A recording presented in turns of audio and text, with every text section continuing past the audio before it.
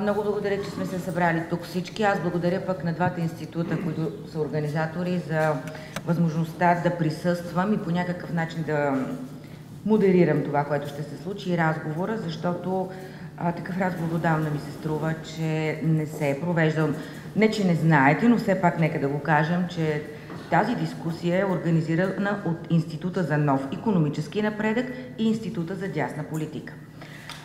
Отдавна не сме водили разговор за лявото и дясното, защото от 10 на години, според мен, в България такъв разговор е неуместен заради това, че политическото представителство в парламента и извън парламента влияние е твърде размито. Не знам има ли възможност истинското ляво и истинското дясно да съществуват политически все още, но очевидно ще направим тук някакъв опит, поне като начало. Сега, искам да ви представя най-напред гостите от Института за нов икономически напредък са Росен Карадимов, Иван Атанасов и Светлодара Енчева. Добре дошли. Политическото представителство там е на Драгомир Стойнев, заместник-председател на Социалистическата партия на БСП.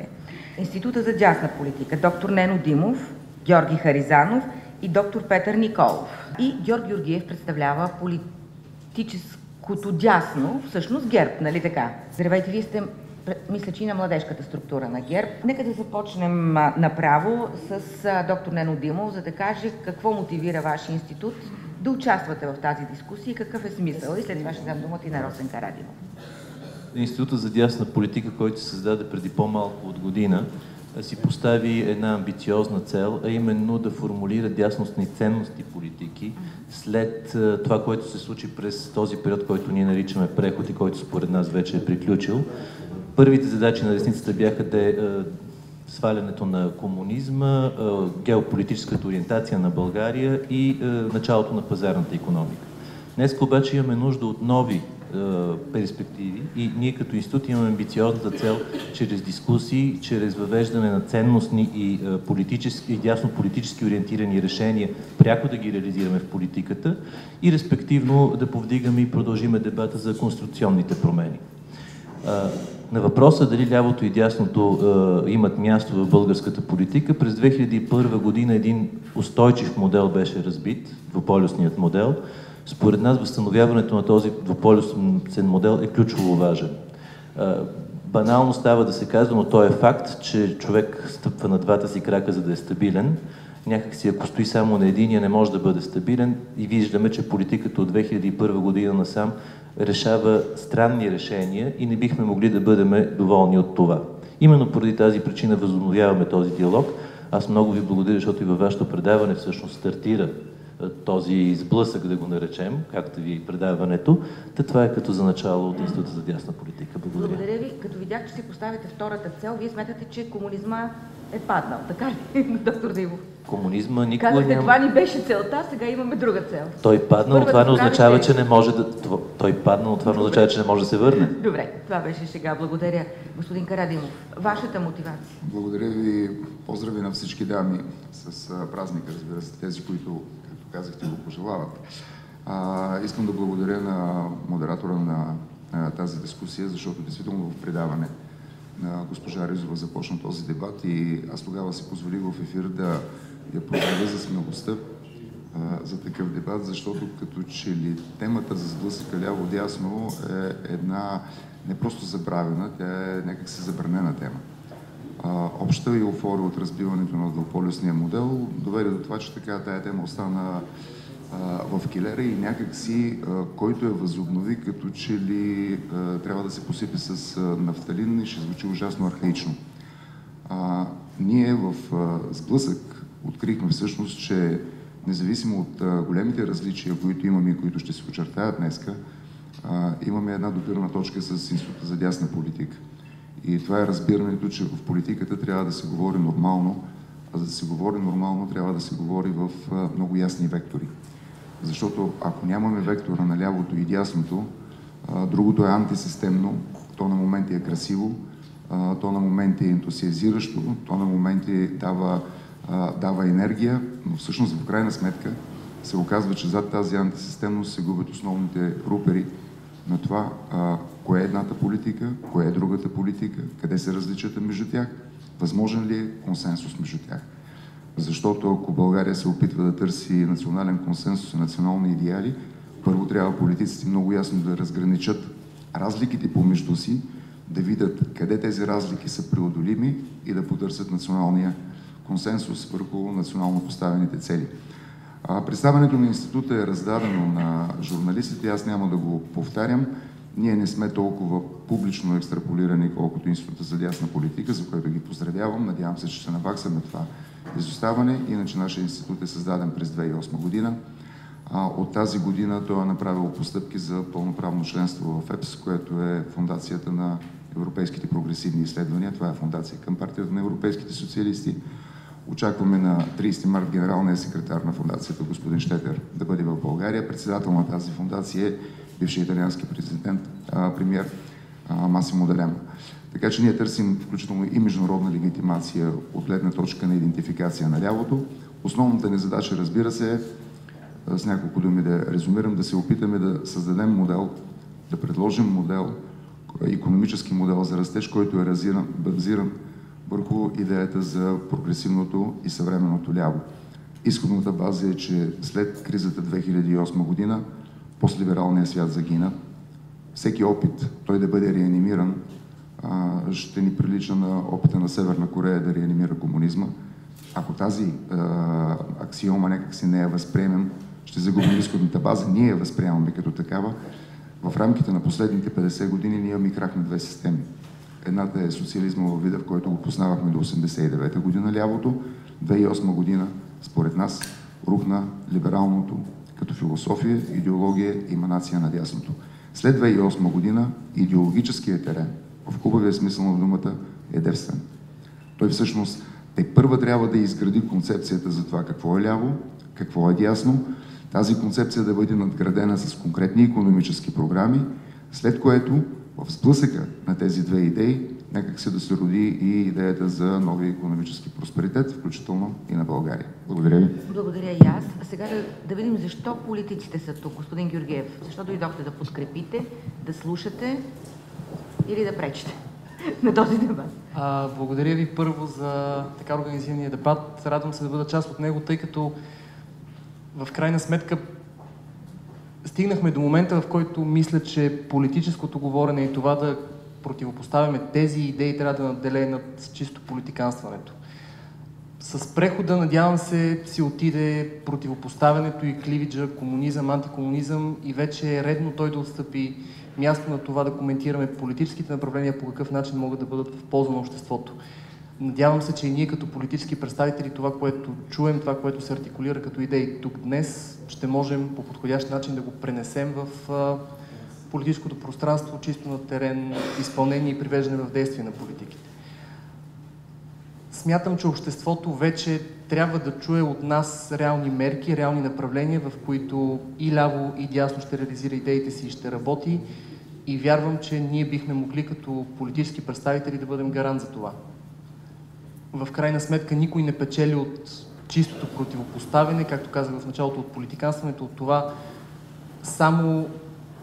т.е. самоцелно да се противопоставяме, да влизаме в някакъв режим на скандали, на непрестанни конфронтации, а именно да успеем да артикулираме реални послания, които да достигнат до хората, за които са предназначени, именно граждани. Благодаря. Господин Стойнев, а вие защо сте тук? Добър ден и от мен. Тук съм не само за да чуя конкретни идеи, предложения, разбира се, ако можем ние, народните представители, да ги облечем и в конкретни законодателни инициативи. Тъй като през последните години, като че ли дебата относно политиките се водеше единствено в парламента и това, което налага изпълнителната власт, и като че ли неправителствените организации бяха натикани във ъгъл и толкова не се чуваше тяхното мнение. За мен е важно наистина този конструктивен дебат да произтекат конкретни идеи и аз ви уверявам, че ще бъда гарант за тяхното внасяне и защита, разбира се, в парламента, тези идеи да станат реалност, да бъдат облечени в конкретна политика. И желанието ми, разбира се, тук може би да не се връщаме в миналото. Това, което се случило по време на прехода или още повече някои идеи, тези, които младите хора не ги интересуват, не би трябвало отново да замъгляват реалните проблеми на българското общество. Считам, че ако повече слушаме в гласа на неправителствения сектор, ако повече слушаме в гласа на експертите, наистина политиците можем да извлечем голяма полза. В същото време не мога да не обърна внимание и на една проява на външният министър преди 2 дни, който в Рига заяви, че България подкрепя нови санкции срещу Русия. Считам, че той тук е слушал по-скоро вътрешния си глас, колкото това да е официална позиция на правителството или още повече да е позиция на българският парламент. Тук не става въпрос да се делим на русофили, русофоби. Тук считам, че всички ние в тази зала сме българофили. И задачата е именно отляво и отдясно да водим дебат и да намерим най-правилните решения по пътя, в който трябва да извърви българската икономика, така че да се подобри благосостоянието на българските граждани, да се дадат нови работни места, да доведем до един устойчив икономически растеж, защото за мен политиката е начин да подобряваш живота на хората. Ако не можеш да подобриш живота на хората, по-добре да не се занимаваш с политика. И силно се надявам и желая успех наистина на двата института и мога да ви уверя, че ще разчитаме много на този дебат и в бъдеще да имаме подобни срещи и да дебатираме върху реалните проблеми на страната, а не отделни политици да от собствено име да говорят от името на държавата. Защото когато човек е на власт, когато изрази своето мнение, то става едва ли не на национална политика. И се радвам, че най-накрая, може би неправителствените организации ще влезат в своя коловоз на експертиза, на конкретни политики, които нашата задача е тук, заедно с господин Георгиев, е именно да ги облечем в конкретни законодателни инициативи. Благодаря. И сега да видим, има ли значение дали сте леви или дали сте десни? Дали лявото ще ни управлява или дясното? Затова предлагам да започнем с една много обща, но всъщност може да се превърне в нещо много конкретно теза. Каква е ролята на държавата и в икономиката, пък и изобщо в политическия живот? Ако искате да започнем пак от тук, после можем да сменим. Кой от вас иска да говори? Добре, господин. 2008 година наистина е важна последната причина. Тя слага края на една тенденция на идеологическа конвергенция, която настъпва някъде 20 години по-рано, която беше довела до това, че 2008 година лявото и дясното практически нямаше голяма разлика. Лявото по това време беше развило концепцията за третия път, за социал-либералния модел, еманация на която концепция в България беше правителството на тройната коалиция. То беше така заявено като социал-либерално и неща, които много тогава и до ден днешно очудваха българското общество, като да речем подкрепата на плоския данък и прочее, бяха резултат от това.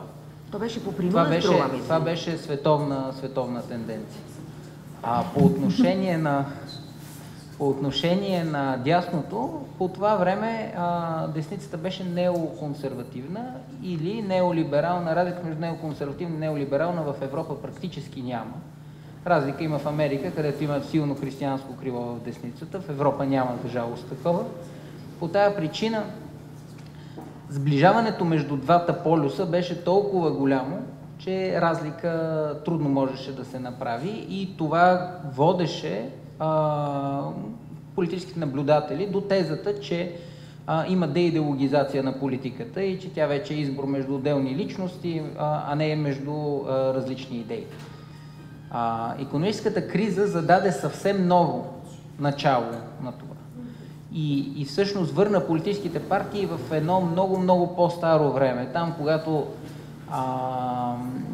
в общи линии десницата има едни идеи, които почиват на 3 основни стълба. Защита на националните интереси или патриотизъм, приемане на християнските ценности, на религията като основа, върху която строим морала си, и защита на капитализма, на пазарната икономика, като нещо естествено, в противовес на опитите то да бъде заменено с дирижиране отгоре. Десницата се върна там, или поне върви към връщане там.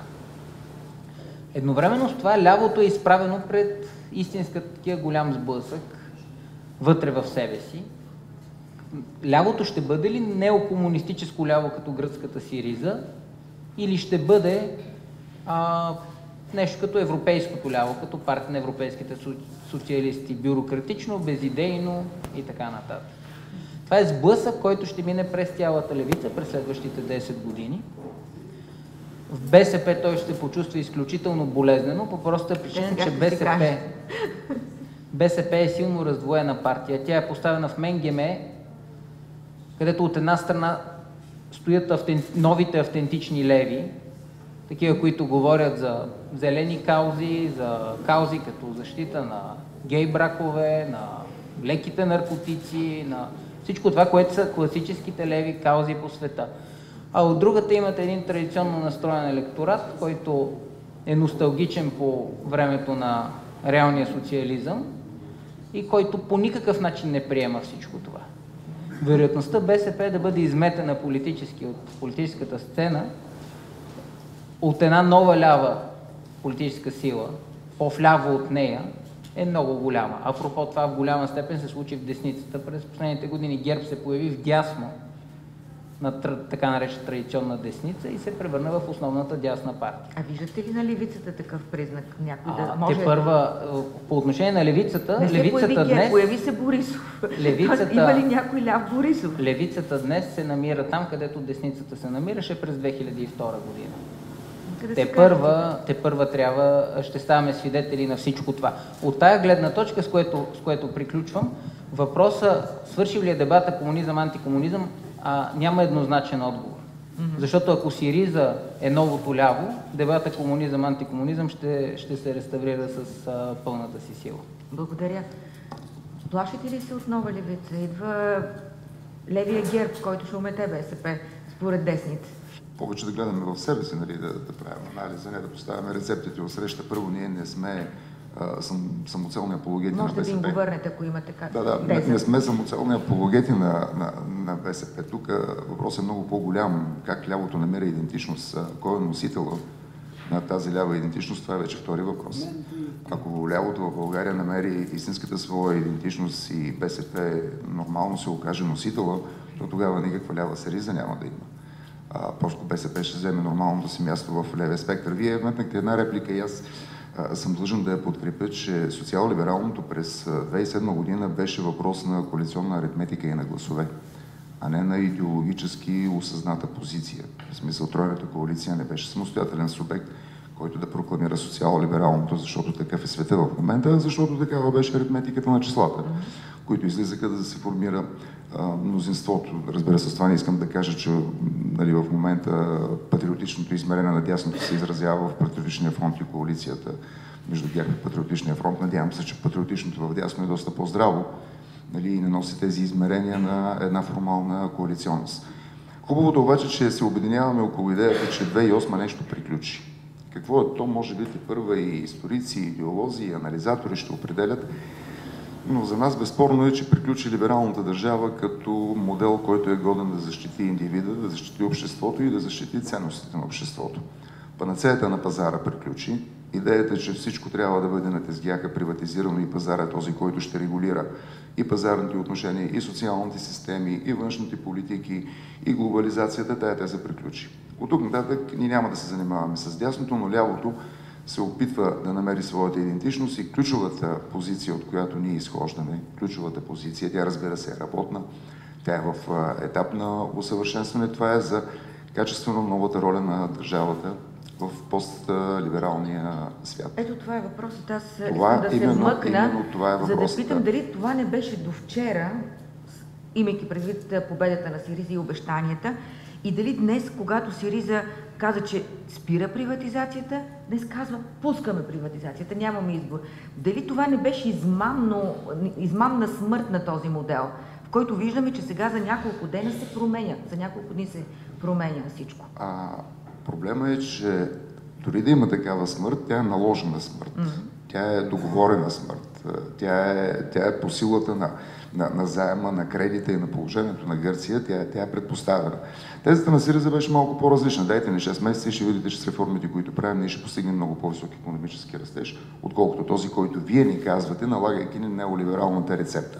Ни дадоха тази възможност, няма да можем да го видим, но ние не сме Гърция, слава Богу. България може да си позволи това, което на Гърция няма да позволят.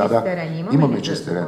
Ако държавата бъде осъзната като регулатор и като инвеститор, и като собственик, в качествено новата си роля, това е фундамента, на който ние стъпваме, ние можем да постигнем и икономически растеж, и просперитет, и друга финансова и икономическа среда, без да поставяме под съмнение класически постулати на пазарната икономика. Ние не сме за национализация. Ние не сме за ликвидиране на пазарната икономика. Ние сме за това обаче държавата да осъзнае своята национална роля и като инвеститор, и като регулатор в рамките на обществения процес. Фундамента, върху който стъпваме, колеги, е следния. В момента, в една нормална държава, и това е нашата теза, и това е лявата теза, в една такава система държавата трябва да има ключова роля в регулацията и в собствеността на структуроопределящите отрасли. Банки, финанси,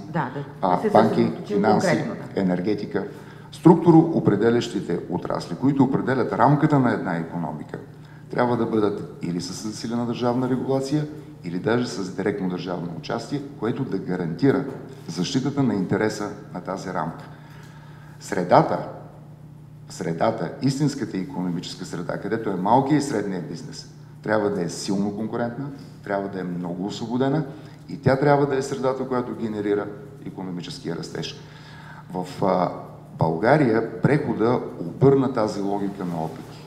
Ние имаме една свръхлиберална рамка, каквато малко европейски държави имат. Ние нямаме нито една държавна банка, изключая Банката за развитие, която обаче по закон няма право да осъществява собствено истинска банкова дейност от гледна точка на това. Тя не може да открие сметка на вложител. Защо това е така? Никой не може да ни каже. Ние имаме една система на телекомуникации, която е изцяло частна система и в която държавата по никакъв начин не участва.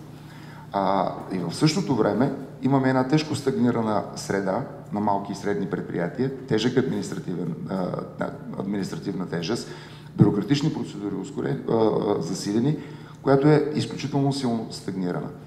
Ако държавата осъзнае своята роля, между прочим, това е големия въпрос за връщането към идеята за националната държава. Тя може да изглежда малко крайно от гледна точка на идеологиите, но истината е, че тази идея, която смяташе, че умре преди един век за националната държава, трябва да бъде реабилитирана. Ако държавата се върне в тези стратегически отрасли, разбира се, правим една голяма скоба, при качествено нови правила, в които тя трябва да участва. Какво мислят за тази теза? По всяко време, ако имате реплика или ако имате някаква идея за разговор, можете да се включвате съвсем спокойно и свободно, така че да се превърне в истинска дискусия. Добре, разбира се. Може би наистина си отиде неолибералния модел, обаче неговите последствия останаха. Тази конвергенция между лявото и дясното, според мен, роди една държава, едно общество, от което ние не можем да бъдем доволни, защото 25 години след прехода България е най-бедната държава в Европа, стандартът на живот е най-нисък, демокрацията би казал, че е по-скоро фасадна, отколкото истинска. Държавата, в момента политика е най-добрият бизнес е да си политик. Т.е. политиката доминира над икономиката и над реалните процеси. Държавата в много случаи подкрепя един спекулативен капитал. Държава, която взе, може би, най-лошото от капитализма и най-лошото от социализма и създаде едно чудовище, което субсидира, което корумпира, което ограничава предприемчивостта. Да правиш бизнес в България трябва да си много голям инвеститор, чужд или голям играч. За малките няма бизнес, няма среда, няма конкуренция. Всичко е смазано и следствие на това са и тези резултати, които ние виждаме. Следващия момент, данъчна система, всички тези големи структури са създадени на принципа, в който изсмукват от целия народ и от най-бедните доход, за да съществуват, за да правят бизнес и да правят големи печалби на фона на българските фирми.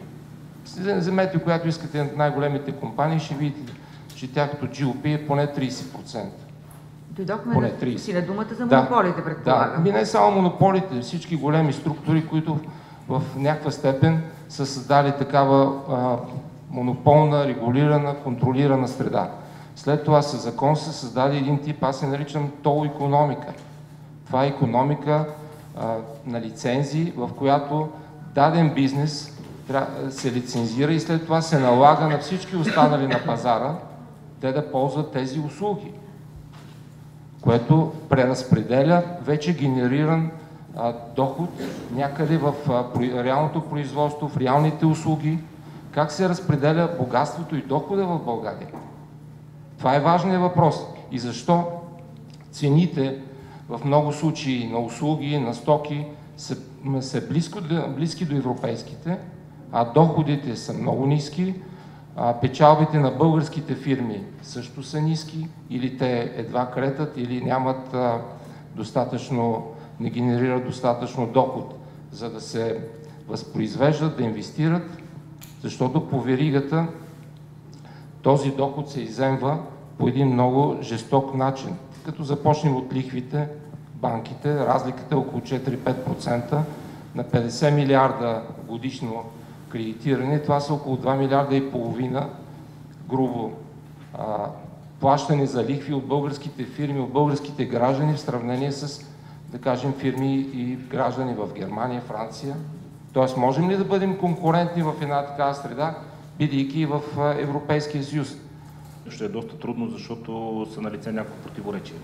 Първо, ние сме категорично несъгласни приватизацията да се извежда като лайтмотив на нещо лошо. В следващия момент господин Атанасов казва, държавата е лоша, защото субсидира. Няма как и двете да са верни. Или приватизираме, или субсидираме. При държавните предприятия нямаме друг избор, защото като изключиме, и това е някаква форма на комплимент на господин Балев, извадиме Българска банка за развитие от разговора, ако тя е някакъв вид бяла лястовица на държавна собственост, оттам нататък ще съм благодарен, ако ме подсетите за положителен пример, в който държавата, намесвайки се и субсидирайки предприятия, е довела до подобряване на продукта им и до повишаване на тяхната цена.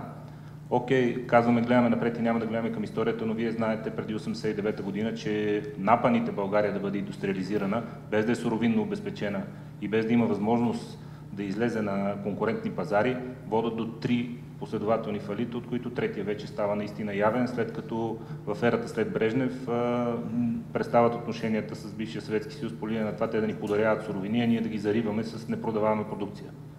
В този момент вече българската икономика не издържа и това е факт още от 1987, после се опубличава през 1989 година и първото нещо, което прави тогава държавата е, че ограничава разходите за иновации и за реинвестиции в предприятията. Беше изведено в 2013 година и 2014 беше изведено като лайтмотив реиндустриализацията. Един от казусите, който беше затегнат там е Химко Враца. Не разбирам какво точно имахте предвид, защото за Химко Враца миналата седмица мина пореден търг, на който никой не се яви.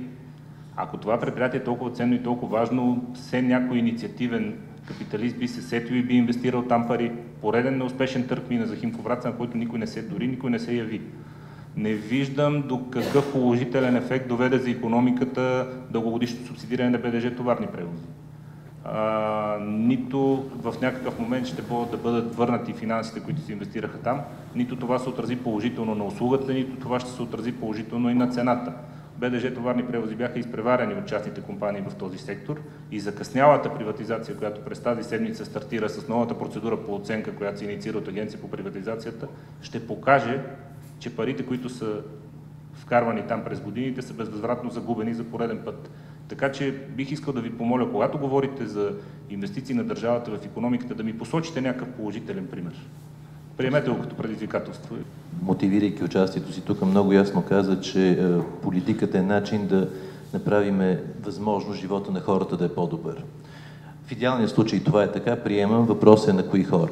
Защото хората не са еднакви, има различни хора и ние можем да направим условия, в които едни да бъдат по-добре, други по-зле, което е нормално. Десницата като цяло се стреми да създаде такава естествена среда, че работещите, креативните, трудолюбивите, т.е. тези, които нямат нужда от преразпределяне и помощи, да са по-добре. Те са тези, които създават брутния вътрешен продукт, те са тези, които създават благата, те са тези, които също справят националното богатство. през преразпределение, национално богатство е невъзможно. И понеже аз обичам много природата като източник на примери за човешкият живот, ясно е, че има паразити, те са създадени от природата, значи са ценни, има и реципиенти, те също са създадени от природата и следователно са ценни. Въпросът е дали средата, която създавате, е благоприятна за паразитите или средата, която създавате, е благоприятна за реципиентите. В първият случай, за приемниците, извинете, мисля, че така беше правилното биологично определение. В първият случай приемникът рано или късно си отива, с него си отива и паразита. Тоест ние трябва да създаваме естествени условия, при които приемникът да може да бъде толкова силен, че да издържа и необходимите паразити. Минавайки малко по-нататък, понеже за няколко пъти стана дума за Гърция и за нейният модел, България действително е най-бедната страна в Европейския съюз, но ние не сме сигурни дали Гърция няма да ни изпревари в близко бъдеще. Именно поради този модел, който в момента ни предлагат от левицата. Те казват, защо да има конкурентна среда, трябва да има конкурентна среда само за малките и средните фирми, не за големите. Всъщност огромното източване минава през големите, а не през малките и средните. Конкурентната среда трябва да бъде за всички. Ако държавата се намеси като играч при големите фирми, ще се получи точно гръцкият модел. Там имахме свръхрегулация. Малките и средните никога не можеха да станат големи, точно защото имаше тази регулация. Каква е алтернативата на най-пазарната икономика, която до момента се познава в Съединените щати? През 1957 година са листвани 500-те най-големи фирми, гиганти в Съединените щати, от които само 57 днес съществуват. Само 57. Това е истинският пазар. Това, което е способно да оцелява и се вижда, че най-големите не са способни чак толкова дълго да оцелеят. От тази гледна точка конкуренцията трябва да е навсякъде, защото типичен пример за монопол държавен е НЕК. Виждаме какво се случва. Нито услугата е добра, нито цената е добра. Едно от най-големите недоволства в страната. И всъщност може би ще спра до тук, за да продължим малко по-нататък и с монополите. Господин Стойнев искаше да... Много примери и по няколко теми ще ми позволите да взема думата. Първо относно Сириза.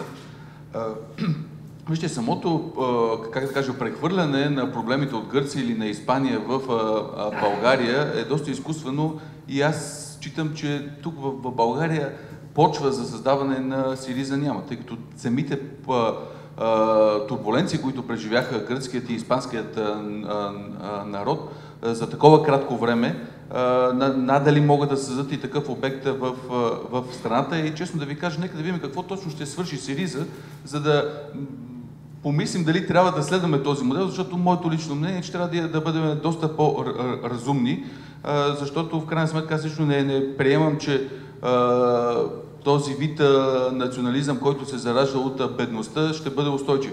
Вие чакате Велизар Енчев, вече е създал. Не, то може да има и много радетели, и много бащи на една такава партия, но важно е тя да бъде устойчива. За лявото основният проблем е как ние да изкореним бедността.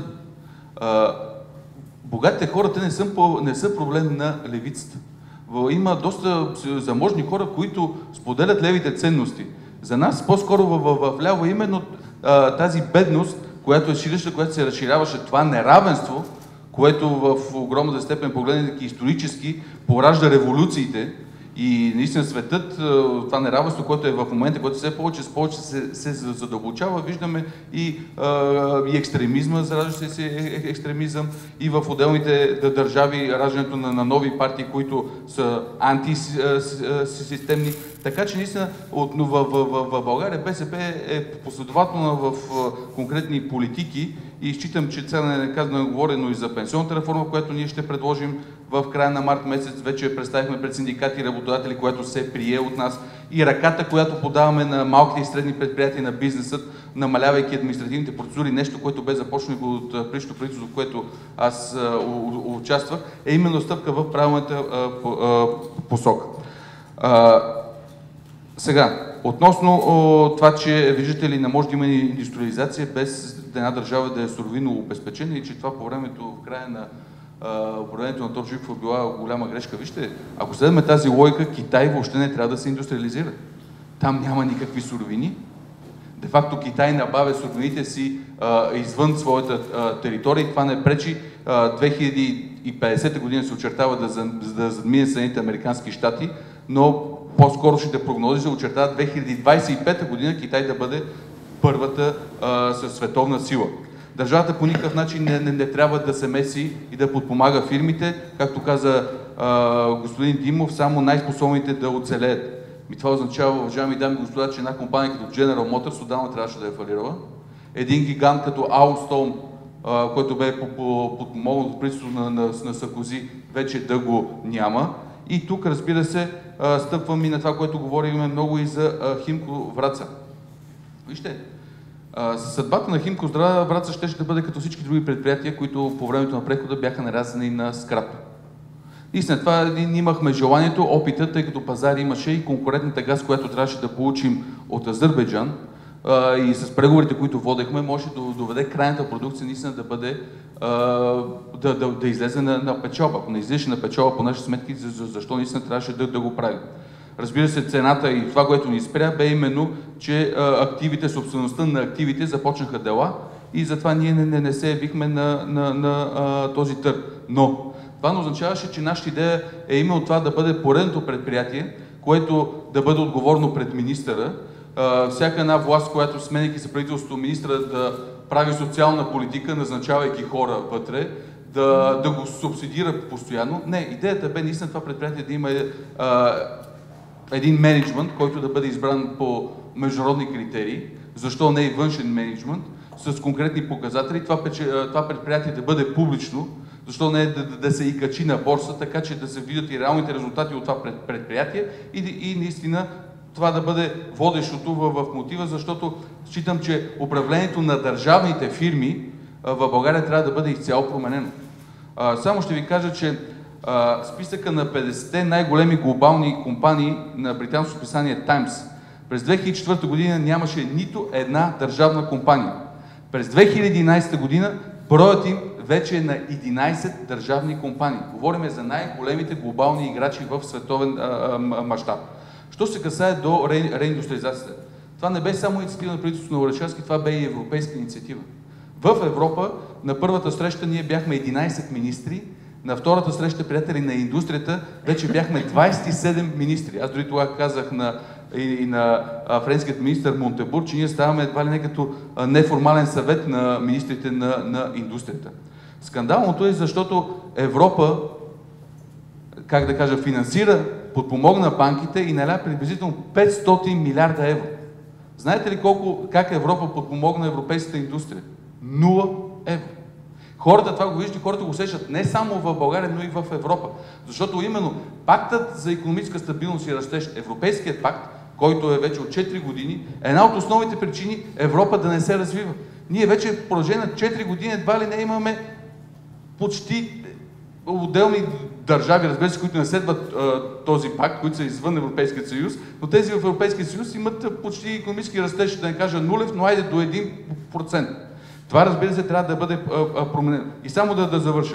За това, което говорихме за индустриализация на България, за реиндустриализация, ние имахме предвид не толкова тези губещи предприятия или да хванеш да го възровиш, напротив, да подмогнат на индустрията, базирано на 3 стълба. Достъпа до финансов ресурс. Нещо, което в малките и средни предприятия в България страдат. Защо страдат? Те не могат да получат кредит, защото те нямат никакво обезпечение. И ние имахме идеята да развием Национално-гаранционния фонд, именно включвайки и частните банки вътре, който е към Българската банка за развитие, така че те да бъдат доста по-активни. Второто, това е иновациите. Националният иновационен фонд, когато го заварих, беше с 0 лева. Капитализирахме го на 20 милиона лева. Много добре се прие и 2-3 предприятия, мисля, че са 3, тази година, ако надявам се не е променена политиката, трябва да отидат в Силиконовата долина, за да черпат опит. Български малки и средни предприятия. И разбира се, трето е човешкият капитал. Човешки капитал, защото създаването на дуалната система, тъй като в България всички искаме децата ни да имат висше образование, но това не трябва да бъде задължително. Младите хора да могат да учат и да работят, т.е. както на времето бяха едва ли не техникумите, но с това нещо те да получават и заплащане. И бизнесът предприе тази мярка, даже в минната индустрия трябваше да бъде създаден един техникум, който в момента е аграрен, а именно в Средногорието, трите големи клъстера, да черпат своите кадри от тези техникум с специалисти, където пак повтарям, моите хора половината дни работят, половината не. Що се касае до него, понеже много говориш на другите, много саблени удари нанесохте на десница, да спрете вече. Да, но това бе една топка, която се въртеше много силно надолу по един стръмен склон. Ние се опитахме да я спрем. Почти успяхме, да не ни даде времето, за да, ако може да избутаме тази топка, но виждам, че сегашното правителство със своята политика следва това, което ние започнахме. Благодаря. Добре. Обезкуражи ли ви? За жалост, в България не сме живяли в това, да усетим какво значи практически да няма бедни хора. Така че битката вляво, и защо битката е пренесена вляво? Не защото някой вляво иска да реши проблемите на бедни. Всеки знае как се решават проблемите на бедните. Те се решават с развитието на бизнеса. Когато бизнеса върви нагоре, когато икономиката върви нагоре, бедността намалява. А защото битката вляво, която те първа предстои да се види, е кой ще яхне бедните. Кой ще яхне тая вълна? Дали ще е Сириза, дали ще е Атака, дали ще е БСП, дали ще е някой друг. Така изказвам се в качеството на... Иначе съм преподавател в юридическия факултет на УНСС, но иначе се изказвам в качеството на член на така наречения Институт за свободен капитализъм, дето неговия председател е до мене.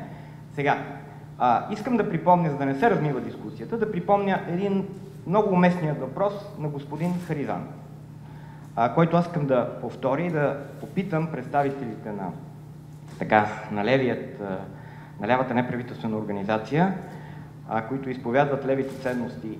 Нека да посочат кои дружества с държавно участие или кои държавни предприятия се развиват добре, трупат печалби, имат голям пазарен дял по естествен начин, защото нормалният бизнес на едно предприятие е да трупа печалби, да ги разпределя между акционерите или съответно да ги реинвестира, да увеличава пазарния си дял, да излиза на международни пазари и така нататък. Нека да видим в България, на основата на емпиричният опит, кои са успешните държавни бизнеси с държавно и общинско участие, за да не говорим общи неща. Нека да се посочи, господин Харизанов спомена прекрасната НЕК, която е лосмейкър. Емпиричният опит показва, че голяма част от държавните и общинските предприятия, и дружествата с държавно и общинско участие, това са две различни неща, разбира се, са лосмейкъри. Нека да видим кои са тези, които правят печалби, които правят загуби. Така че, нека това, което каза господин Харизанов, да бъде конкретизирано. В България не може да се говори за край на неолиберализма. Проста причина, че той тепърва се утвърждава. Имам по един въпрос и към двата института. Първият към този за нов икономически напредък. Не мислите ли, че всъщност 2008 се срути социалната държава, а не неолибералната държава? И по примерите, които даваше господин Стойнев с това, че икономическите министри в Европейския съюз били станали нещо като паралелен свет, абсолютно потвърждава подобна теза, тъй като от 90-те години насам практически Европейския съюз се развива по социалистическия модел на Жискар д'Естен, изобщо някакъв вид френски дирижизъм, който всъщност е препоръчван и в момента като коректив на лошия неолиберален капитализъм. Така че, ако се е срутила социалната държава, защо препоръчвате да се лекува една болест с още от същата болест, маскирана като собствения лек? Въпросът ми към колегите и съмишлениците, бих казал, от Института за дясна политика е: съзнавате ли, че ако започнете дебат комунизъм, антикомунизъм, ще влезете в сценария на вашите опоненти? Дебат комунизъм, антикомунизъм е дебат комунизъм или социал-демокрация. Дебатът, който никога не е преставал нито в България, нито в света, откакто има комунизъм, е дебат комунизъм-капитализъм.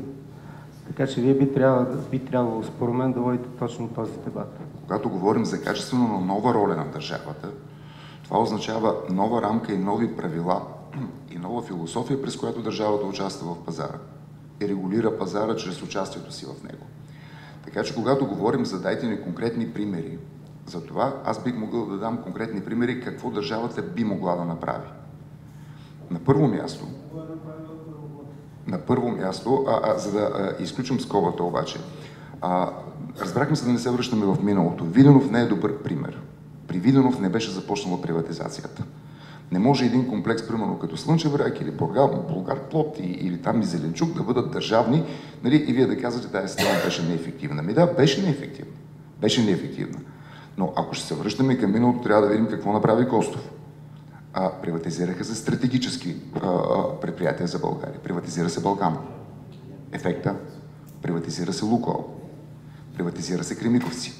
Значи, ако трябва да връщаме топката, ще кажем, че колкото е било лошо тогава, предвидено с държавното управление, толкова неясна приватизация, в смисъл като философия и като концепция, е тръгнала по времето на Костов, защото ако беше приватизирана средата, но рамката беше запазена като регулация, тогава може би и БДЖ нямаше да е на това състояние, на което е.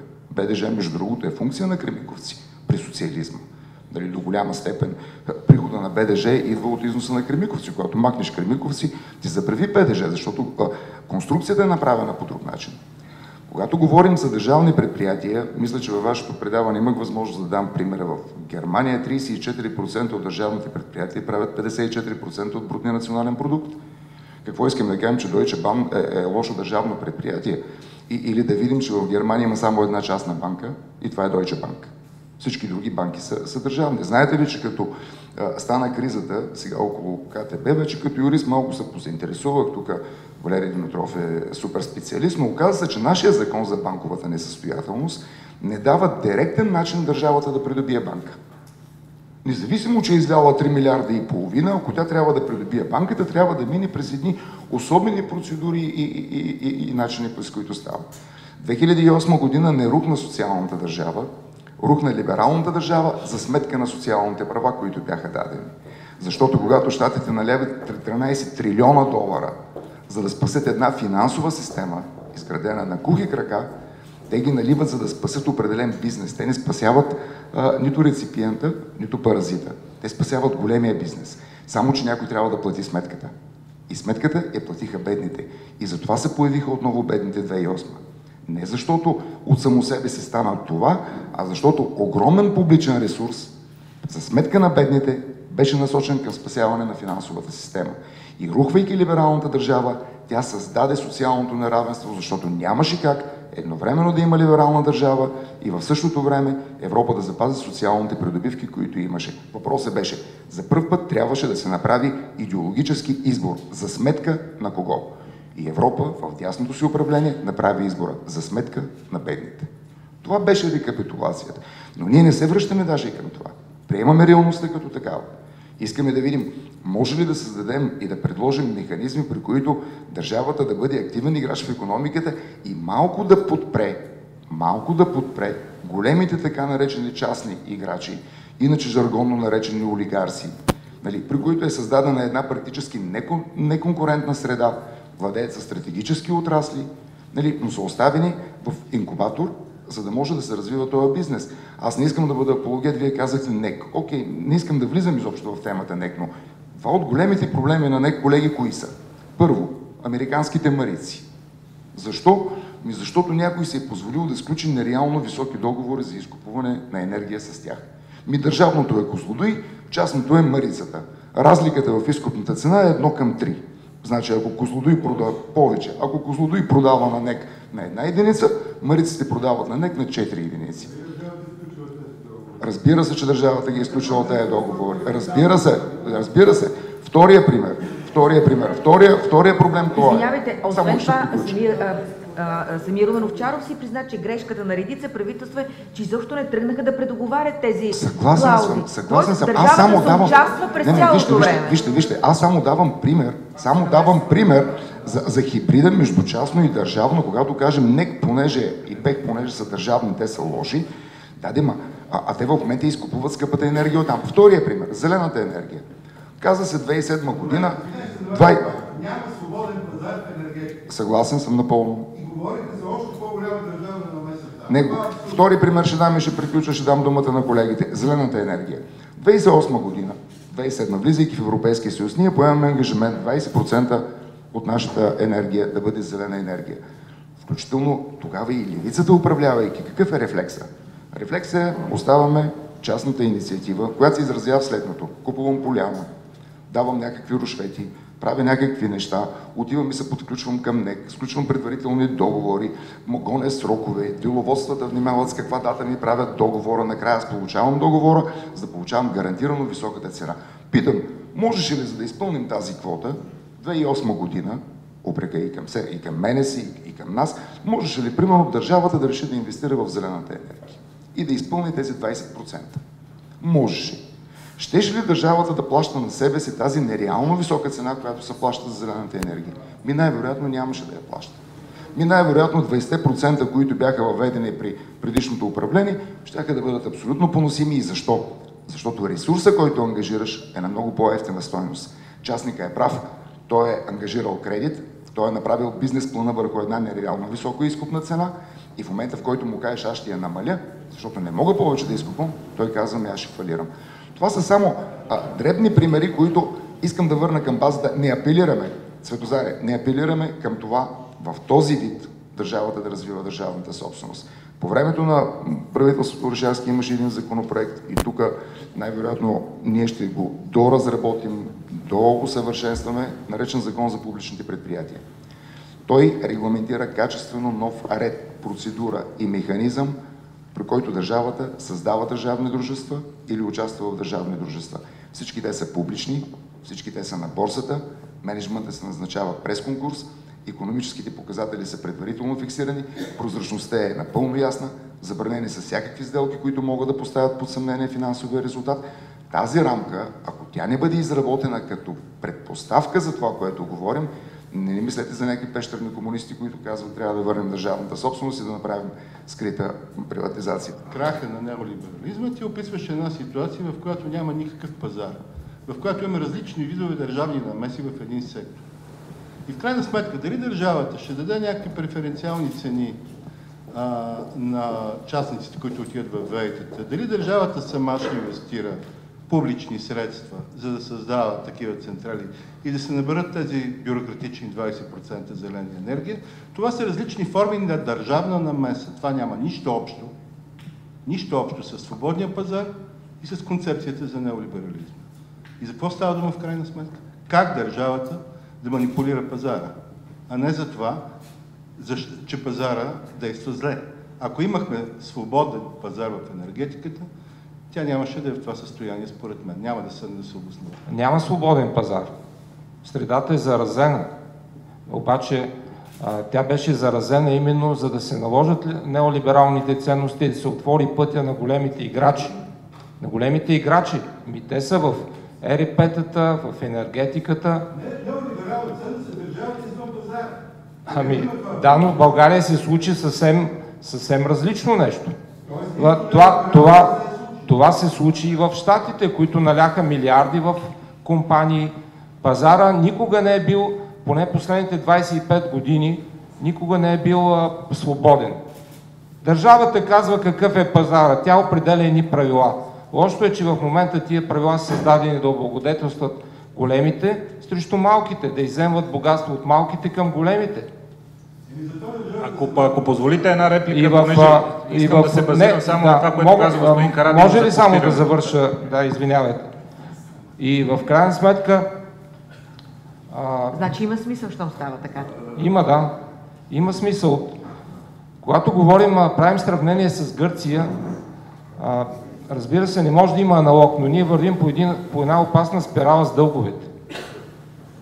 И това също е следствие от средата, която има, за това, че не генерираме предприемчивост, няма конкурентна среда, че генерираме дългове, харчим повече, отколкото получаваме. 157% е брутният дълг към брутния вътрешен продукт. Хора, които са свидетели, знаят, че законопроектът за валутния борд беше внесен от Виденов и беше реализиран след това от Костов. Така че нека да оценим, мисля, че са минали години, нека да правим една справедлива оценка на миналото. Господин Николов каза, че десницата вече се е структурирала. Добре, това ли е политиката на десницата? Тя иска ли да промени модела, в който живеем? Държавата, която в момента има.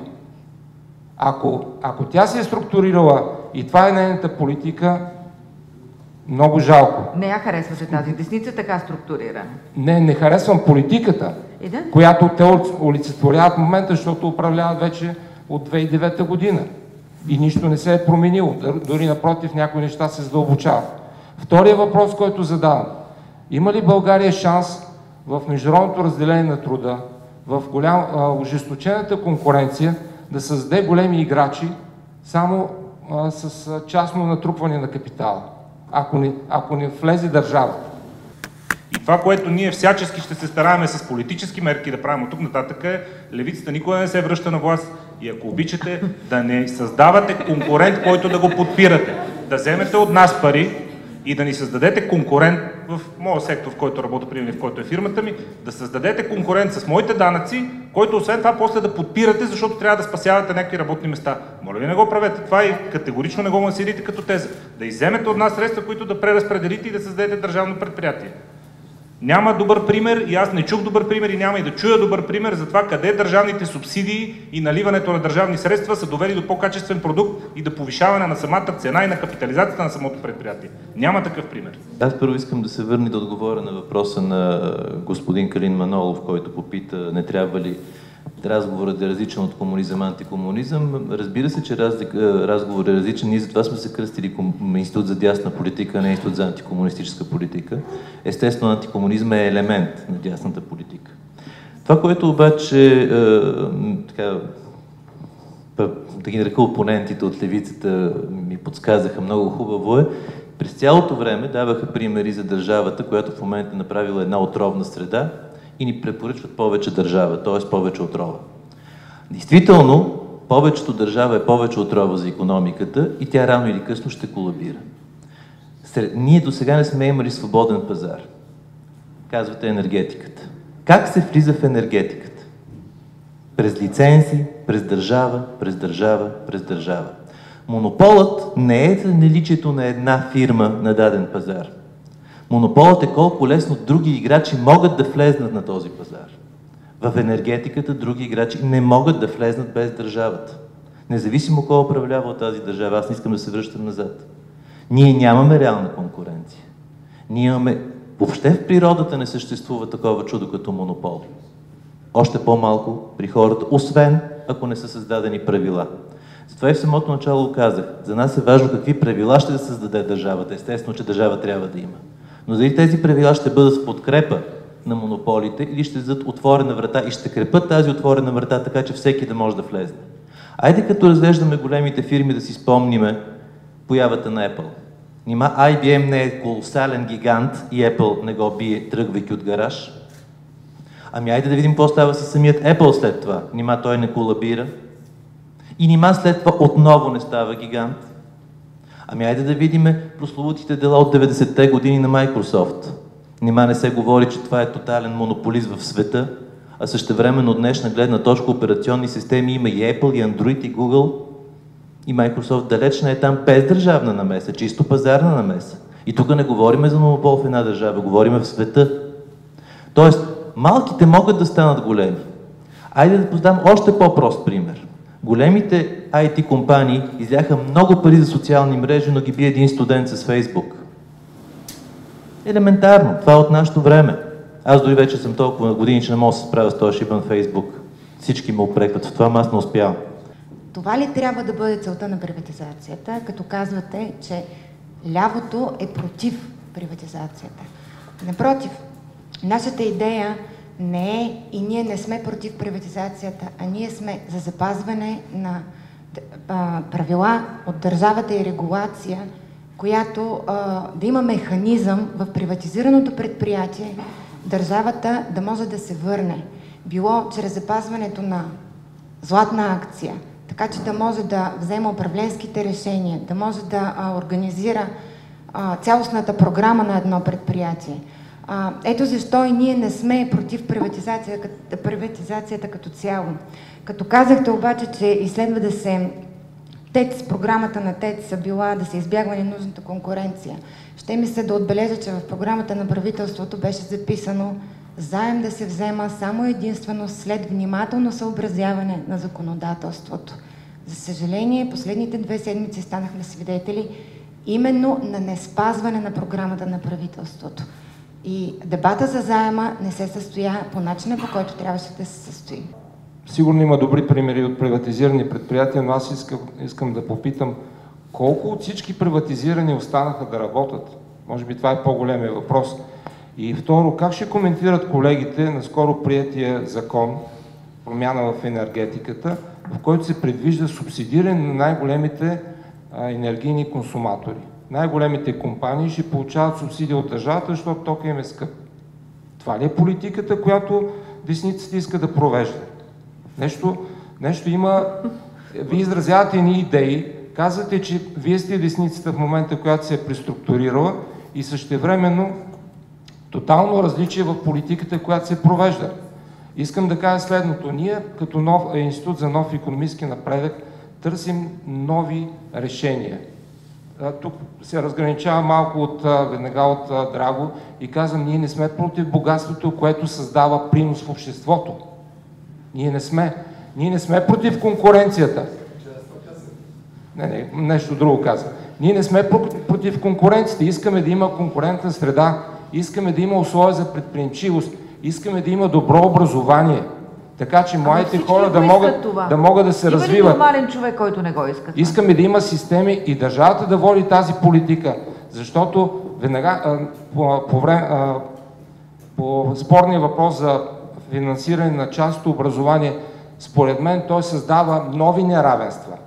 Нови неравенства създава, но ние искаме да намаляме неравенствата, а не да се увеличават. Добре, нека да защото едно неравенство, казвам веднага, едно неравенство е топофикация, която баща ми, който живее в Асеновград, субсидира моето парно. Това е истината. Това неравенство ли? Защо? А това не е ли солидарно общество? Не е солидарно. Тук пак има противоречие.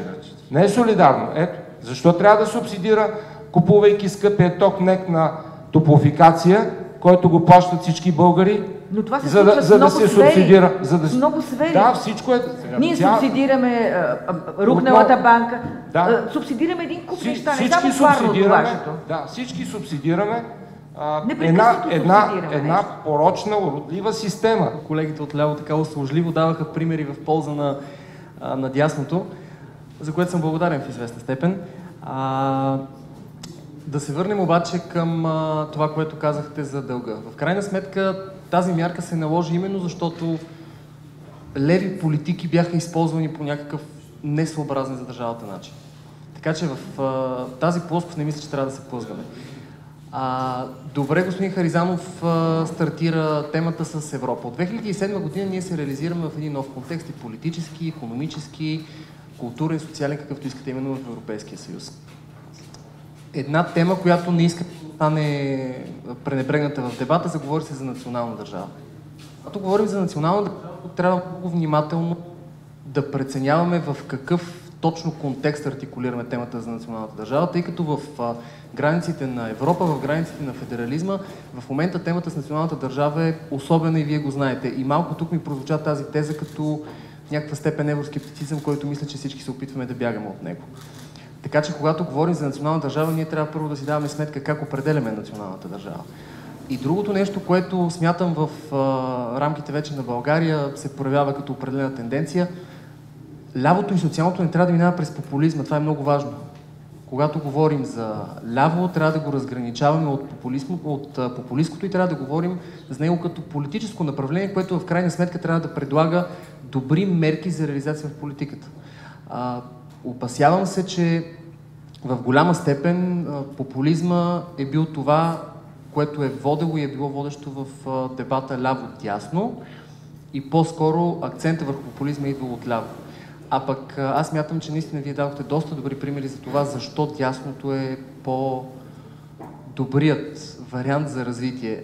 Споменахте дуалното образование. Защо дуалното образование тогава не намери нужното място в някои скорошни законопроекти, които бяха засегнати в темата на образованието? Да, дуалното образование е тема, която се артикулира изключително в дясно. И другото нещо, сега ще видим наистина с тези мерки, които бяха предложени с новия закон, ще видим всъщност по какъв начин ще започне да се развива образователната система. Да, един млад човек, който обаче е избрал частно училище, не вярвам той да иска след това да се развива в компания, която е с изключително държавна намеса. Тоест той веднъж е направил отграничението от държавното и оттам нататък той иска да продължи в тази плоскост. Господин Харизанов, какво се приватизира всъщност? Какво се приватизира? Не се ли приватизира нещо създадено от държавата? Проблемът в България е такъв, че нямаме национален капитал. Трудно можем да привлечем интерес отвънка, ако нямаме основната предпоставка за този интерес. Това е интерес на бизнес ниша и размер. Една държавна компания може да има интерес. В тази връзка, колегата да отговоря, дали имало пример за друга успешна компания извън ББР. Я да помислим първо какъв е критерия за успешност. Така, критерия за успешност. Много правилно отговори колегата. Всичко това се обединява в един критерий. На какви нива може една компания да се финансира. Всичко това, което се каза, е точно така. Пример за такава компания, въпреки НЕК, е БЕХ.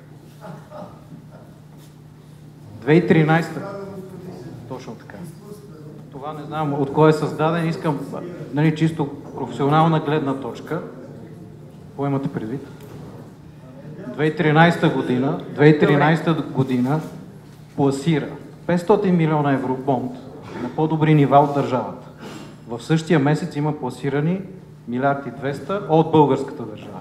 Евробонд навън. Не е на българска фондова борса, за съжаление, това е другия проблем. Секунда само още малко. Предпоставката за успех е български компании да имат финансиране на достатъчно добри нива. Ако разгледаме възвръщаемост, т.е. при какви нива на печалба работят български банки и чужди, ще намерим една много интересна релация. В смисъл възвръщаемост на капитала, общо за Европейския съюз е под 2,8. Възвръщаемост на капитала в България е 7%, 6,9%. Тоест, това всичко го плаща потребителя или кредитополучателя. Може би, вкарвайки в една такава система, Национална банка, която да има много силна политика за микрокредитиране, защото в България 98% от фирмите са микрофирми, би могла леко да даде въздух, включително и на бизнеса. Друг интересен пример – телекомуникационен сектор. Един от последните лицензи беше даден на компания, която наскоро се препродаде, която работи на EBITDA от 47%. Същата компания за всички останали бизнеси извън България работи на тази цифра от 30%. EBITDA от 30%. Тоест, би могло да се създаде там компания, национално подкрепена, държавно подкрепена всъщност, която да доведе до някаква нормализация, а защо след това да не се търси нейната препродажба или продажба на стратегически инвеститор? Защо да не се листва на борса, както вие казахте, това за 57 година, между другото е малко странен пример, но все едно, да се листва на българска фондова борса, да се дигне капитализацията и допълнително да има двоен ефект. Първо, нека да погледнем глобално икономиката на България и брутния вътрешен продукт и ще видим, че тук и в частност отговарям на конкретния въпрос за приватизирано работещо предприятие и по-общо колко от приватизираните предприятия работят до ден днешен. Това всъщност няма никакво значение. Факт е, че частният капитал е този, който трупа, а всички държавни предприятия сумарно губят между 500 милиона и 1 милиард лева годишно. Тоест, държавата губи и ние обедняваме като граждани с между 500 милиона и 1 милиард годишно и това се компенсира от частните предприятия. Защото здравото и даваш на болното, но болното рядко се случва да оздравее, защото толкова ще оздравее, ако има силата да оздравее, ще се справи само през кредит, независимо, че кредит е скъп, защото кредитът не е чак толкова скъп. Второ, правиш непродуктивни работни места, които всъщност водят до загуба и не правят нищо полезно за цялата останала част от обществото. Трето, пречиш на създаването на нови работни места, защото изтегляйки изкуствено пари от здравото, за да го дадеш на болното, здравото няма ресурса да направи тези работни места. Четвърто, ти губиш от данъците, които ще бъдат от една страна работници, от другата печалбата на здравото, защото наливаш нещо, което не прави печалба. От тази гледна точка фалит е нещо прекрасно и ние не трябва да се страхуваме ни най-малко от него, напротив, трябва да имаме достатъчно лесни възможности за фалити. От тук идва въпрос и по-големия за неравенството. Какво лошо има в неравенството и всъщност съществува ли равенство? Равенството е само изкуствена химера. Никой от нас не е равен. нима не сме мъже и жени. Мога ли аз да рода? Много искам да съм равен. Много! Ама не мога. Равенство в природата не съществува. Ако ние се опитваме изкуствено да бягаме от природните закони, рано или късно ще се спънем, защото законите на природата са по-силни от човешките закони. Може всячески да се борим с гравитацията, но тя ще ни държи на Земята. Дори да измислим самолети, които да презареждаме във въздуха, рано или късно те или трябва да кацнат, или ще се разбият. Левите ни предлагат да летим, но рано или късно ще се разбием, защото това е неестествено състояние. Сега ще дам на господин Харизан да си отговори на конкретните въпроси. Първият въпрос беше свързан с дълга. Няма лошо да се вземат дългове. Въпросът е за какво се харчат парите. Ако дълговете се вземат, за да се развива икономиката, да се инвестира, да се откриват нови работни места и след това да има възвръщаемост от тези дългове, това е един добър пример. Ако дълговете се вземат само за да се покриват текущи разходи, да се плащат корупционни такси и така нататък, това е лош пример, защото държавата задлъжнява и ние в момента имаме дълга на България, на правителството, е 10 милиарда и половина евро. Тоест толкова, колкото беше в началото на преди 25 години. Дълга на България е 25%, ще стане 30% след 3-4 години. Брутният държавен дълг, казвам отново, е 96%. Брутния, който включва частен и държавен. Разликата тук от Гърция е огромна, защото техният частен дълг е по-малък. Брутният ни дълг спрямо износа е 157%. Тоест ние 3 години трябва да изнасяме, за да си върнем дълга. Виждате, че влизаме в една спирала. И Горанов каза, правя аналогията с 96-та година. Горанов каза, ако не ми дадете възможност да взема дълг, ние фалираме. Каквото се случи. Тоест държавата не е устойчива. Не, това е второто нещо. Значи субсидията, веднага ви отговарям. В момента субсидията е около 5% за миналата година. 1,5 милиарда. С 1 милиард за санирането ще стане 10%. 10% ще стане от бюджета субсидията за тази година. Тоест, къде отива тази субсидия? Кого субсидираме? И веднага отварям въпроса за неравенството. Не е проблема в неравенството. Проблема е, че държавата с тези политики го задълбочава, облагодетелствайки тези, които могат сами да се справят с живота и имат печалби, им помага да увеличават печалбите си, изземвайки от тези, които имат нужда, дори не в някои случаи от помощ. Те имат нужда от условия да могат да се развиват нормално.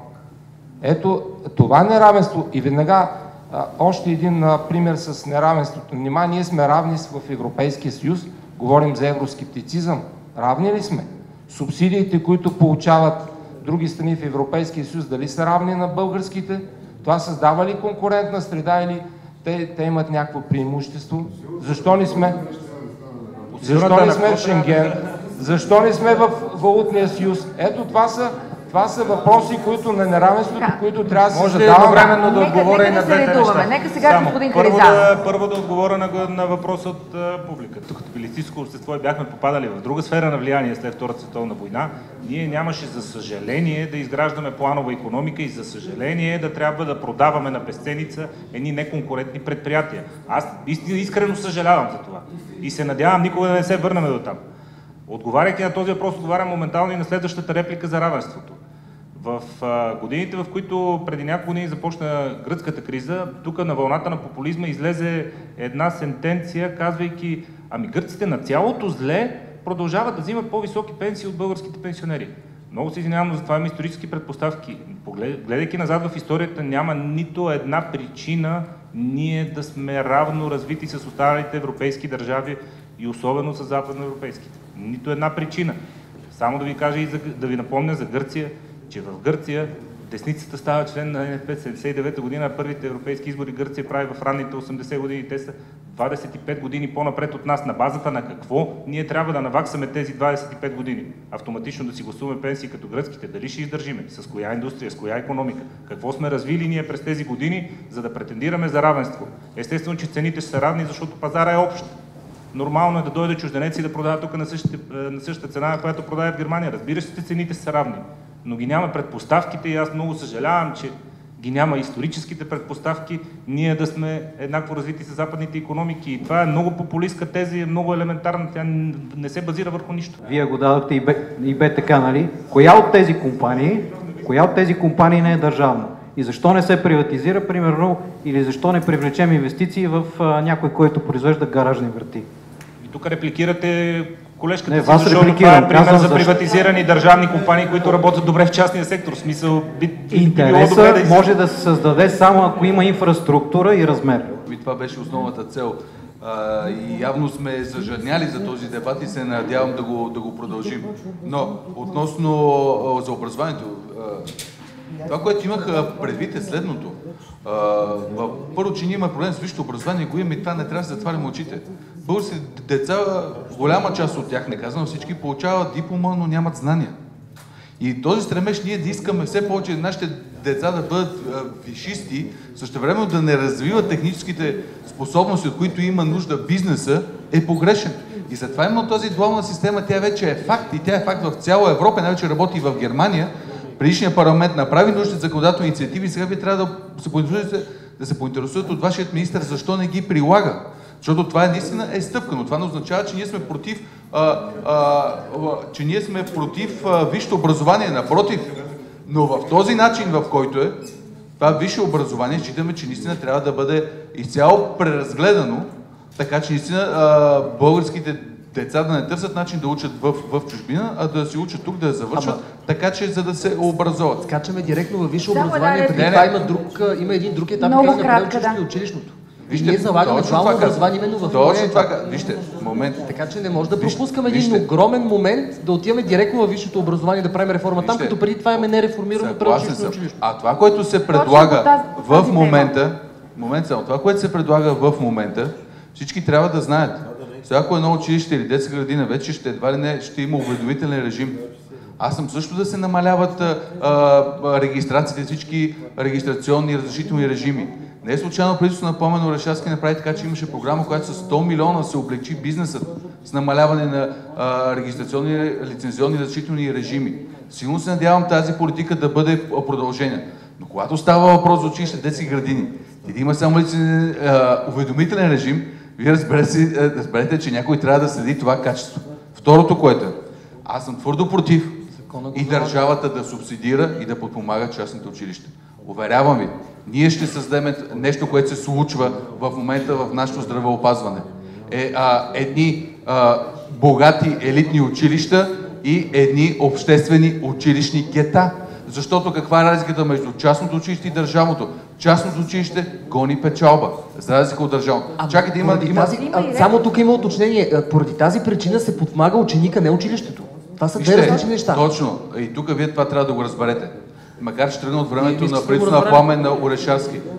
Тази система, парите следват ученика, е много погрешна и не води до подобряване на качеството. Това, ако искате, може да направим отделен дебат, можем да говорим, но в момента децата, примерно от малцинствата, които носят доходи на директора, който като е бизнесмен, който като е управител на фирма в едно училище, защото той трябва да плаща и за чистачките, и на учителите заплатите, той не санкционира тези деца, защото те носят средства на училището, той си мълчи, а ако каже истината, службите могат да спрат социалното подпомагане. Но той мълчи, защото те носят пари. И в края кой лъжем? Лъжем и родителите, и децата, лъжем и самите себе си. Отделна е темата какво поколение идва и нивото на образование, но искам и други неща да кажа. Само една реплика ще продължите, господин, обещавам. Понеже говорите за безпринципно субсидиране от страна на държавата в предприятията, исках да разбера, понеже не ми стана ясно, какъв е принципа при субсидирането на частните училища? Къде е принципността там? Понеже говорихте за безпринципно субсидиране от страна на държавата. И малка вметка, като бивш служител на Агенция за приватизация, нека не забравяме, темата приватизация ми е така болна тема, нека не забравяме обаче, че приватизацията стартира и с една приватизация срещу компенсаторки, която беше, имаме доста лоши примери там. Нека не забравяме, че вие говорихте за стомана, но да не забравяме, че там има една така наречена линия Даниели, ако я знаете, нали, предполагам, че сте запознат. Господин Харизанов, и още нещо. Нека да обърнем внимание, може би, но това ще е тема на друг дебат. Какво прави Българска агенцията за следприватизационен контрол? НЕК наистина го заварих в фактически фалит. И при мен идваха хора, които казаха, разби целият енергиен холдинг. И то от чуждестранни експерти, говорейки английски език и така нататък. Това ще бъде най-голямата грешка. И тук благодаря за припомнянето, че наистина благодарение, че това, че е държавна структура в Български енергиен холдинг пласира облигациите, като аз присъствах на роудшоуто в Лондон, Париж и Франкфурт, пласирахме облигации на по-добра доходност от държавата. Нещо, което е изключително. Второ, господин Томов, относно либерализирания пазар, не знам защо така се случва, но именно така ляво правителство направи първите стъпки. Защото когато стъпи като министър, България дори не изнасяше електроенергия. Тъй като се бяха вдигнали много таксите и затова загубихме приблизително 170 милиона лева. Кой раздели СОИ-НЕК? Правителството на Пламен Орешарски. Кой въведе балансиращият пазар? Правителството на Пламен Орешарски. Кой създаде енергийната борса? Правителството на Пламен Орешарски. Сега чакаме тази енергийна борса да заработи. Но очакванията, защо няма да сработи модела? Защото аз това поисках помощ и с Йотингер, и с комисарята Алмуния. При положение, че държавата се нагърбила с фиксирани договори, както с двете американски централи и ВЕИ-тата, които де-факто изкривиха целият модел и са основната причина за тежко състояние на НЕК, как ние да продължим напред, да имаме хем либерализиран пазар, който направихме всичко възможно, хем тези договори трябва да бъдат прекъснати. И истината беше, че от 2011 година, забавянето на ЕИС можеше в пускането, можеше да има да бъде една от причините да се предоговорят изцяло правилата. За съжаление, това бе пропуснато. Но т.е. ние пак ще имаме един либерализиран модел, който е нужно да бъде постигнат, но ще бъде, може би, леко изкривен, ако наистина ни помогне Европейската комисия. И вижте, колеги, странното е, че господин Харизанов каза, левите да не дойдат повече на власт. Само, че господин Харизанов, имам чувство, че като само едно ляво правителство направи така, че да намалява дълговете, да плаща тези дългове с излишъци, да остава и по времето на тройната коалиция, и сега един огромен фискален резерв. И де-факто в България десните са тези, които загробват държавата с разходи и с нови дългове. Това, което се залага в момента е реализиране резултатите на през резултатите на учениците. И нюанса, който се вкарва е критерия. Тоест на какви критерии трябва да отговарят знанията на учениците. Имаме порочната си, когато училището отчита някакви положителни резултати, просто защото облегчава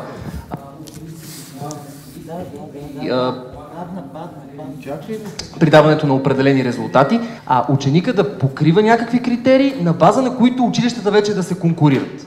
И тук вече поради тази причина се интегрират системите т.е. кредитните системи, рейтинговите системи, където ще се използва и международен опит и така нататък. Така че това е нюанса, който в момента влиза в тази система. Разбира се, без ние да имаме ясни критерии, въз основа на които да се предоставят резултати, ние няма как да имаме конкуренция. И това казваме ние тук. Учениците постигат добри резултати, това означава, че училищата си вършат качествено работата. Поради тази причина училищата могат по съответния начин да бъдат подпомагани и насърчавани в това да продължават да си вършат качествено работата. Аз ще отговоря разбира се, на този въпрос, но беше зададен въпросът по каква логика се субсидират частните училища. Нека да забравяме, че логиката на Конституцията равнопоставя собственостите. Нека не забравяме, че парите, които притежава държавата, са единствено и само пари на данъкоплатците и на никой друг в Европа. Хората са готови да отиват да плащат по 10 000 лири годишно, само като такси плюс още издръжка, защото там има един много важен критерий, по който се оценяват университетите. Колко бързо след това намирате работа по специалността? Ако приложим този критерий към българските университети, всъщност предпочитам да не го прилагам, защото все пак съм българин. От гледна точка на това, което се случва в НЕК, без да съм специалист и без да претендирам да съм равностоен партньор в разговора на господин Стойнев, но нека не забравяме, че нека да не натрапваме непрекъснато двете собствености на американските централи. Спокойно може да се каже, че България плаща 2 пъти по-скъпа газ в продължение на 25 години, което купува от Русия, примерно спрямо Германия. Няма смисъл да идеологизираме по този начин, ние се търсим някакъв вид решение за напред. Но каквото и да са правили правителството, аз тук не разделям правителствата, които управляваха до сега, всичките допуснаха една и съща грешка. На практика те не отвориха вратата за свободна конкуренция в енергетиката. Нито едно от българските правителства до момента не е направило това. Във връзка с енергетиката искам да кажа два примера за добри държавни предприятия, които държат на гърба си цялата енергетика. Това са АЕЦ Козлодуй и ТЕЦ Марица изток 2, които с техните тока, който произвеждат, електроенергията, цените, които им плаща държавата, 4 пъти по-ниски на АЕЦ Козлодуй спрямо американските централи, на ТЕЦ Марица изток 2, която няма никаква разлика технологична от двете американски централи, 3 пъти по-ниска цена, те държат цялата енергетика и тези цени в момента. И всъщност какво се получава?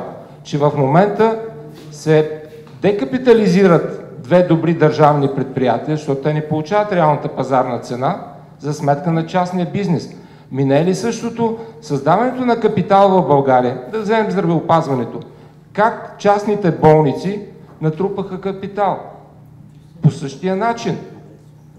Събираме от всички вноски, частните болници получават по-големи субсидии.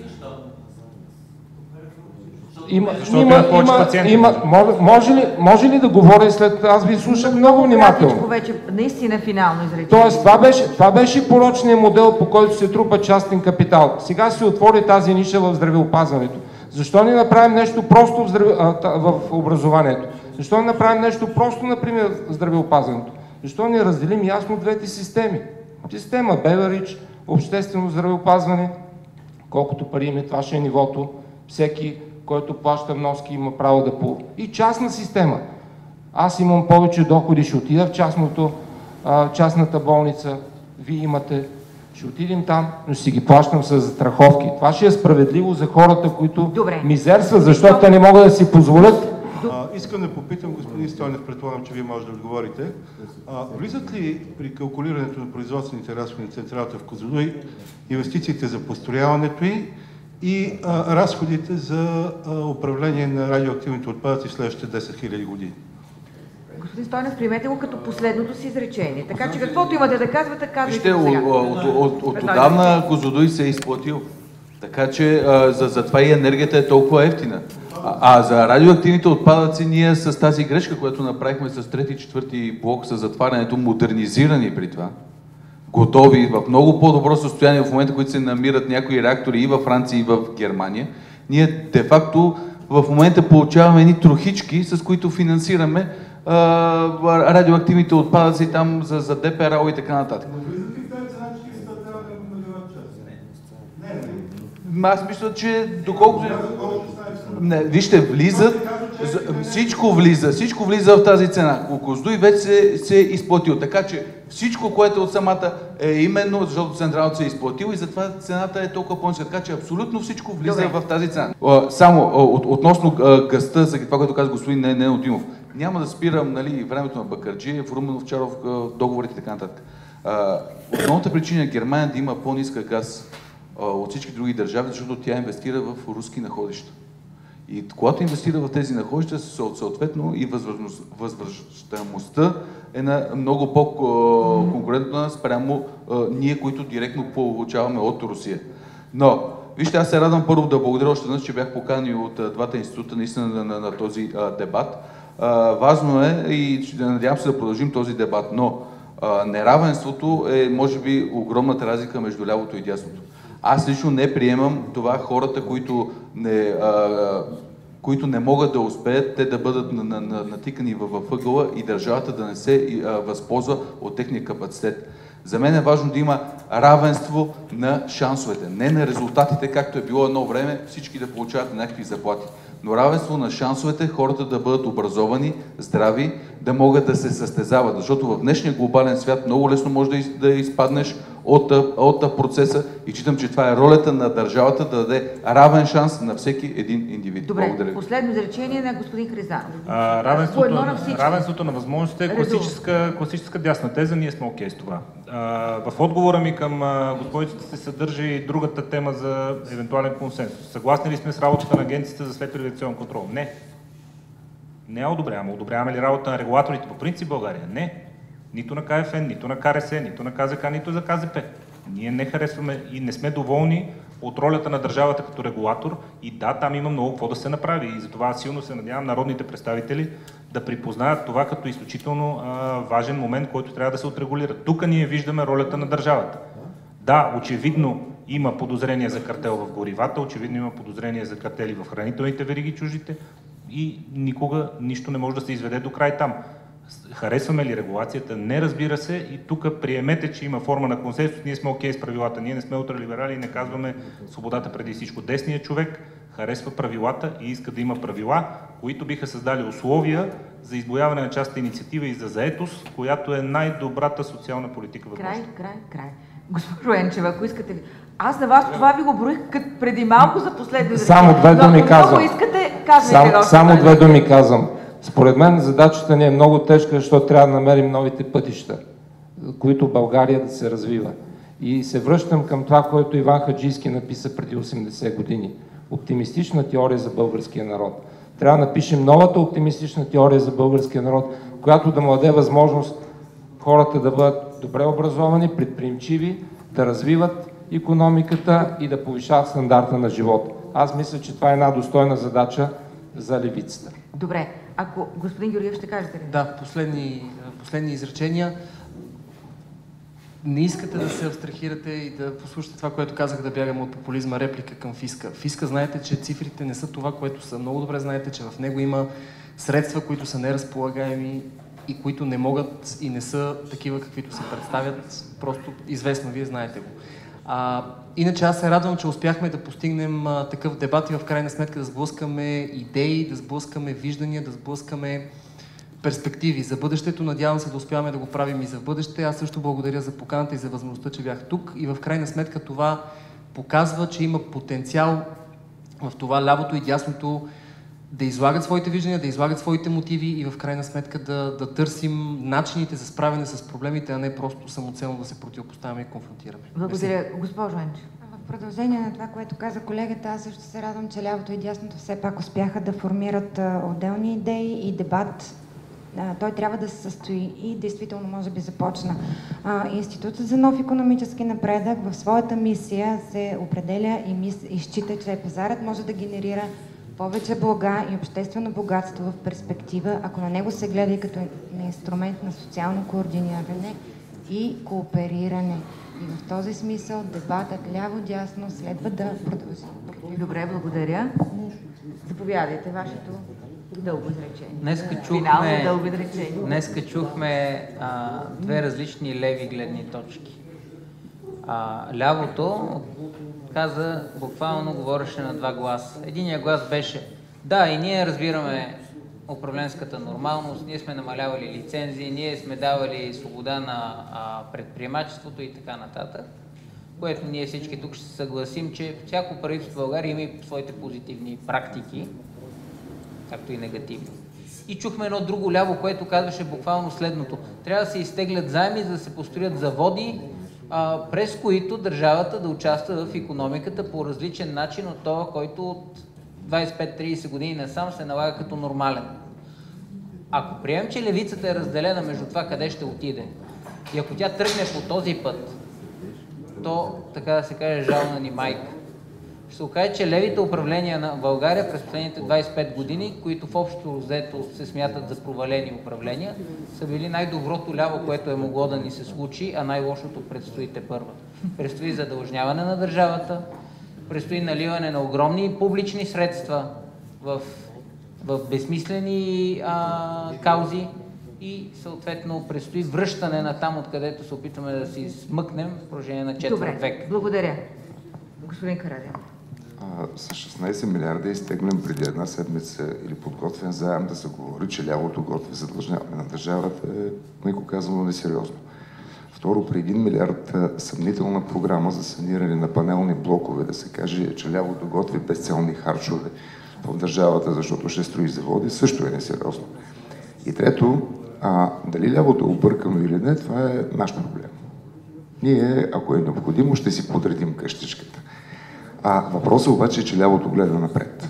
Това, което мен ме притесни от дискусията е, че дясното гледа назад.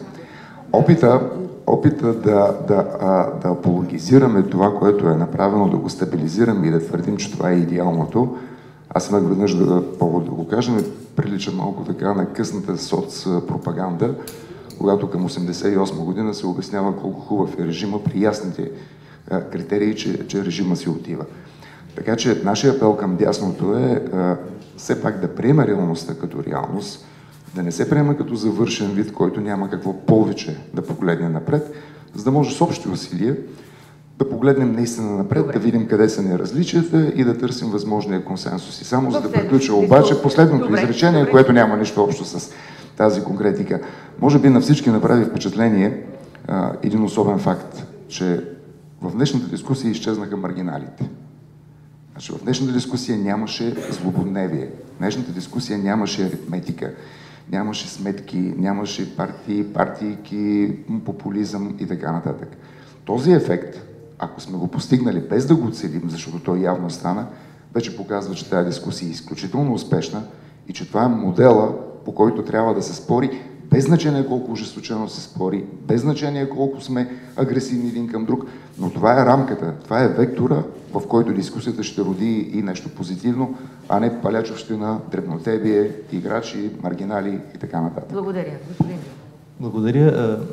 Аз ще се съгласа, въпреки че не ми е приятно за господин Карадимов, че лявото гледа напред и винаги се мъчи да намери нещо ново, което винаги се проваля, защото основата си съществува и тя винаги е така от създаването на Вселената, ако щете. Нормалните естествени природни закони, на които иска да стъпи десницата, и тя затова гледа да се връща към тези изконни ценности, които са нормални, естествени и не противоприродни. Така че това е и несправедливостта, и неравенството, тези неща са естествени в природата. Но днешният дебат според мен показва нещо друго, че разговорът ляво-дясно се заражда с нова сила и има своето място. Разговорът ляво-дясно дава две различни светлини върху проблеми. Ние се фокусирахме върху няколко проблема днес, от две различни гледни точки и виждаме, че тези две различни гледни точки са доста противоположни. Това е нормалното. Не е нормалното това, което се случваше на практика до сега. Един конгломерат от ляводесни, всъщност никакви решения. Затова и до толкова гледаме в момента държавата като нещо, което е отровило, защото не предлагаше нито едно от двете чисти решения. Използвам случая на темата неравенство да кажа, че на 21 април от 18 часа в аулата на университета ще има лекция именно на темата неравенство. Вредно ли е неравенството? Поканвам всички, които присъстват тук, както и нашите партньори от Института за лява политика, айде така да го кажем. А на вас искам специално да ви благодаря за това, че поехте времето да водите този спор. Много благодаря и се надявам да продължим. И ние се присъединяваме към тази благодарност. Благодаря и аз пък за поканата от своя страна. Наистина ми се струва, че беше интересно и ми се струва, че тази дискусия ще продължи. Така усетих заявките, така че отново, може би, скоро пак ще се видим.